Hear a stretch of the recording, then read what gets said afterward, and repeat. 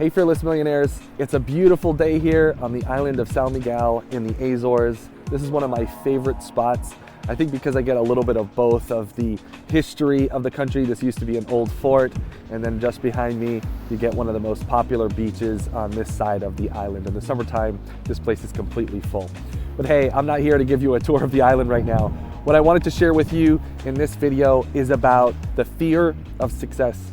The fear of success tends to be one of the most crippling and biggest challenges that a lot of people face when they're getting started, not only in business, but in their real estate investing career. And I find that when working with clients over and over, so for so many years, for over 10 years, that I find that this tends to be the biggest challenge for a lot of my clients, where they are wanting to start their business, they're wanting to get their first deal, second deal, third deal done, or even scale their business. There's always this inner fear that they don't understand why it's stopping them until we have a breakthrough session. That's what I like to call them. More like a strategy session and a breakthrough session to understand and get clarity on what's truly holding you back. So I want to share a few tips that can help you.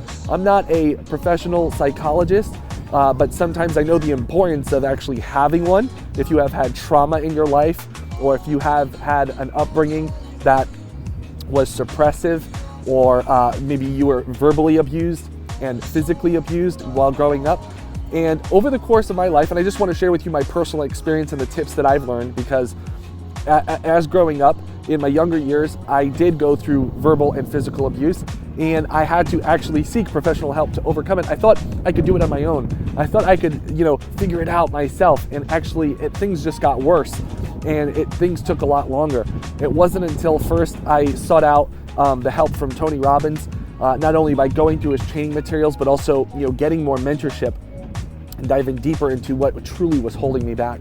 That was really helpful. And I also got professional advice to help me understand what was stopping me, the mental barriers, and also the mental triggers, moments that would trigger feelings and emotions from my past experiences, and that would stop me.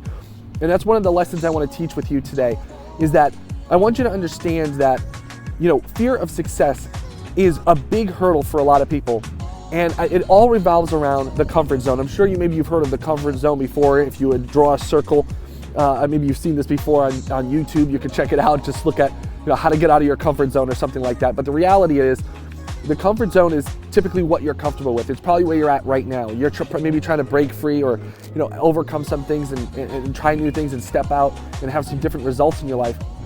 The comfort zone is what you're comfortable with. And that may be comfortable with the friends that you have, the location of where you live, all the things that are currently in your life, in your environment, right? And the economics of your life, and socioeconomics. So those things are all part of your current comfort zone. And in order to break out of that comfort zone, you have to do some things differently. You have to have different habits. You have to start thinking a little differently. You have to start telling yourself a different story, right? So all these things, and what can really hold people back is previous experiences of when maybe they were verbally abused. I want to give you a strategy that can help you identify those things, those moments, and see the difference. So here's a strategy I want you to do. Number one, even if you want to close your eyes with me and just hold these thoughts in your mind and just listen to my voice. But I just want you to think back for a moment. Close your eyes and think back for a moment of a time that you had where you were super successful. Something really amazing happened in your life. You just felt success. You were so proud of that accomplishment, that achievement. Maybe it was a job promotion. Maybe it was your first car that you paid for. I don't know what it is for you, but I just want you to just go back to that moment and really think about that moment of success. Feel what it's like. Just put yourself back there in time. Feel those feelings of the success that you had. That moment you're just like, yes, I achieved this, I did it. Just feel it. Do you notice your body? Maybe you're smiling right now. Maybe you're just more free. You're breathing more at ease. Maybe your heartbeat tends to race a little bit more. Adrenaline starts to kick in, right? Think about that for a moment. Just hold that thought. Okay. It's a happy moment, right? Maybe you're smiling. Maybe you're even excited. It's a great memory that you have. But I want you to think now for a moment, close your eyes again, and I want you to just think about for a moment a tragic moment, a moment of disappointment, a moment of embarrassment, a moment maybe where someone called you out in public, embarrassed you in public. I want you to think back to those moments. Is your heart racing? Do you feel your body tensed up a bit? Do you feel a bit sad? Those same emotions, those same feelings, those symptoms, right? The heart racing, the way your body reacts can be very similar. Even adrenaline can happen in those moments. Adrenaline can happen when you are in a moment of fear or embarrassment. Your body can start producing sweat. Okay, open up your eyes. Think about everything for a moment. Notice how those feelings are very similar. The symptoms, the way your body reacts and responds, they're very similar. So what you have to do is you have to realize and recognize that your body responds to success and failure in a very similar way. And the difference between the two, between success and failure, is stepping out of that comfort zone. Because your body is naturally going to react a certain way to those moments. And when you're stepping out of your comfort zone, it may feel different. You may relive those moments of embarrassment. You may think about, what if I do close my first deal and make $20,000? You know, what are my friends gonna think? Is my parents gonna think I'm whatever, maybe spoiled? I don't know. You have to fill in the blank. I don't know what it is for you. If you would love to share, you could definitely shoot me an email and share maybe a personal side or a personal story of what you think was holding you back. You know, I remember, let me tell you a personal story. I remember when I first got started in real estate, and guys, I didn't do well like in school. I wasn't good at like, what were some of the topics that I had to take like 2 or 3 times? Accounting, right? Astronomy. Even though I knew all the stars and I knew the planets, it was actually very exciting. I'm horrible in tests. I don't know why, it's just part of me. Well, I remember when I was starting my real estate career, you know, I wasn't walking out of college with, you know, honor rolls and, you know, big titles or anything like that. But I remember when I wanted to start in real estate, I remember telling my family and friends, and the response they gave me was not a very pleasant one. You know, they knew I was a very social guy at the time, and they knew that, you know, I would do anything to hustle. I was definitely great at having jobs because I had 3 of them. But, you know, starting a business, you know, they just looked at me like, are you crazy, right? And so it was that moment of, I was comfortable with this circle, my comfort zone. I was comfortable with my 3 jobs a day. I was comfortable, I had a pattern, I had a routine. It was reliable, it was realistic for me, it was comfortable. I was okay with it, I was consistent with it. And I was good at it, I was good at those 3 jobs, right? I gave it my all. But in order to want more, in order to break free, I had to get comfortable with being uncomfortable. And that's what you have to do in order to have success. You always have to be in this mode. I want to tell you guys, this doesn't just happen once. Once you do it, you have to repeat this strategy, and this, I don't know, it's not really a strategy. You have to repeat this method over and over again for every level of your life or every level of your business. You have to repeat the being uncomfortable. In order to get to the next level, you have to be comfortable with being uncomfortable. When you learn how to do that and you master it, and it's taking 1 step at a time, right? 1 step at a time, little step by step. If you learn and get good at it, it will produce amazing results. I'm going to share one more story with you and then go on your way, as this guy is over here in a Speedo. Really odd. Anyway, I digress. I want to tell you one more strategy I want you to do. One more strategy I want you to apply. What I used to do, and people used to think I was crazy for doing this.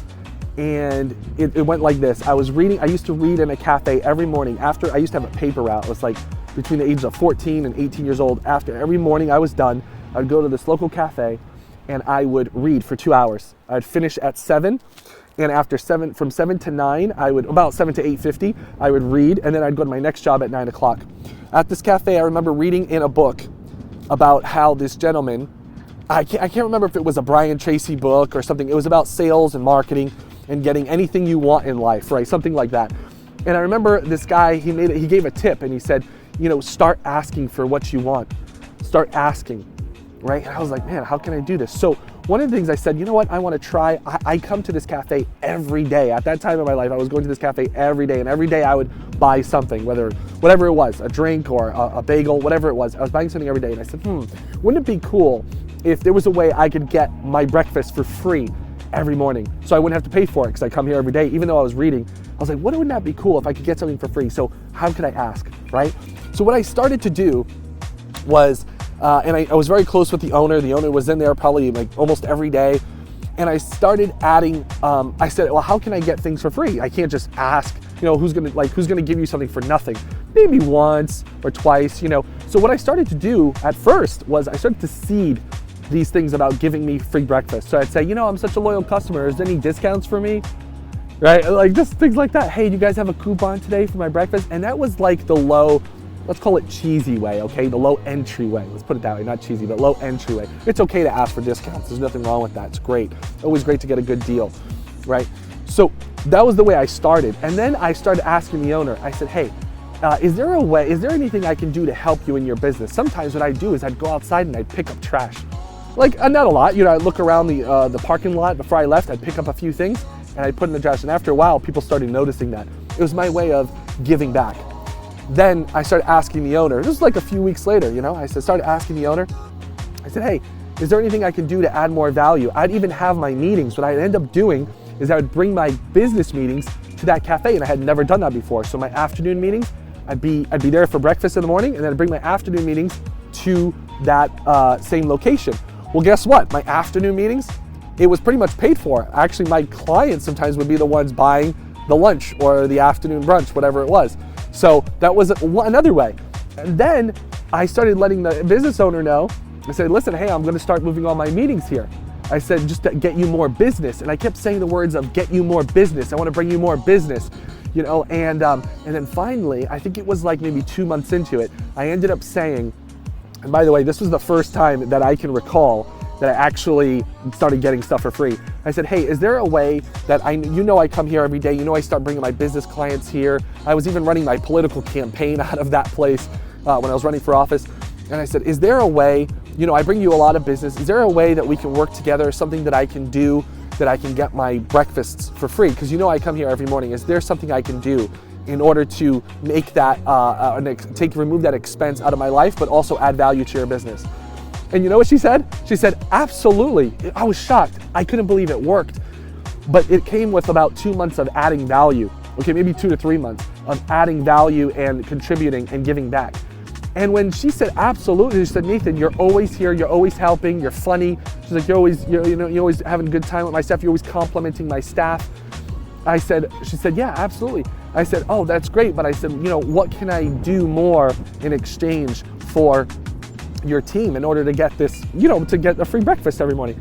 And she said, well, how, one, I was selling prepaid legal at the time, which was now called Legal Shield. So I gave her a free membership to Legal Shield for I think 3 months. And then, she went on the reoccurring. I remember doing that. And then the other thing was, she said I had to train her staff on customer service at least once a month. And it was like a quick 30-minute meeting. And I did that for a number of months, but that was my way of giving back in order to get something for free. Guys, listen, the reason why I share this story with you, and it's a simple story, is it's all about adding value in order to break out of my comfort zone. My comfort zone at that time was, how can I get something for free, right? And one thing I discovered is that when you add more value to the marketplace, more things will come into your life. Hey, I'm not saying your daily stop at Starbucks or Dunkin' Donuts or whatever is gonna be free, but it was me jumping out of my comfort zone because that was a stretch for me at the time. Asking was a stretch for me at that time. I wasn't very, I was kind of more of a private guy, and I wasn't too fond of talking to people. So I was reading these books, and you know what? I'll tell you what, I thank God I was so gullible. I was so gullible to believe everything I read at that time in my life. And it was perfect because I was reading books by, some people who are now my friends, but at the time they were like my close mentors. Guys like Brian Tracy and Jim Rohn and Tony Robbins, Tom Hopkins, Zig Ziglar. And I can go on and on. These legends of personal development. I was so gullible, I followed everything they said, and I'm so happy I did because it led to amazing results later on. My point of all this, guys, is this. Success in stepping out of your outer circle is within your reach, out of your comfort zone, excuse me. Success in your life is just a matter of stepping out of your comfort zone, and it's very near to you. You have to take small steps of action, whatever it is for you. And even if you want to share what those things are, maybe it's something you're not going to do, but something that you did. Hey, Nathan, I did this today, and it was definitely a step out of my comfort zone. I had never done this before. And guys, start small. Start with something that seems manageable for you, because over time, things are going to get bigger and bigger and bigger as you step out of your comfort zone, especially in your business. All right, I want to just sum this video up by just saying I believe in you. I believe in you. When you're starting out in this real estate business, it's tough sometimes because sometimes you don't even have a spouse, a family member, or a friend that would believe in you. But I want to let you know I believe in you because I've been where you're at. I know what it's like to not do your first deal. I know what it's like to not close a second and third deal. I've been there. It's not fun. It's hard. It's emotionally hard. It's harder than dealing with family and friends directly. The emotional, mental barrier and challenges we have can even be more difficult than learning what to put on a contract, okay? So I want you to just remember that I believe in you, and I know you will be successful if you believe with me and you continually take action in your real estate business. I want you to go out there and make something happen today in your life. Remember too that in order to break free out of your comfort zone, you have to take some form of action. Go out there and make it happen. Let's do this. Let's go.